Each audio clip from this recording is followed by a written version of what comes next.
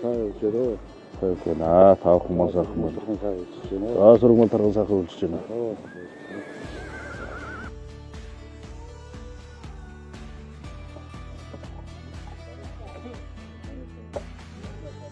Өнөөдөр хурам цугласан та бүхэдтэй энэ сайхан өдрийн мэндийг хүргье. Тэгэхээр жил бүрийн сар шинийн баярынхаа өмнө Монгол Улсын засгийн газраас улсын аваргуудаа тодруулдаг сайхан уламжлалтай.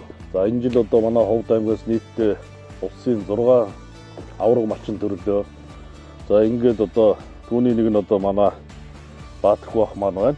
Ховд аймгийн Чандман сумын Сүлжээ багийн малчин Дармын Баатарх танд үндэсний баялаг болсон мадаж хууга тогтвортой эрхлэн их орныхоо эдийн засаг нийгмийн хөгжилд үнэтэй хувь нэмэр оруулсан бүтээч хөдөлмөрийг тань өндрөөр үнэлж улсын аварга малчин нар шалгаруулан өргөмжлөвөө. Монгол Улсын засгийн газрын өргөмжлөлийг танд одоо гардуулъя. За баяр хүргэе.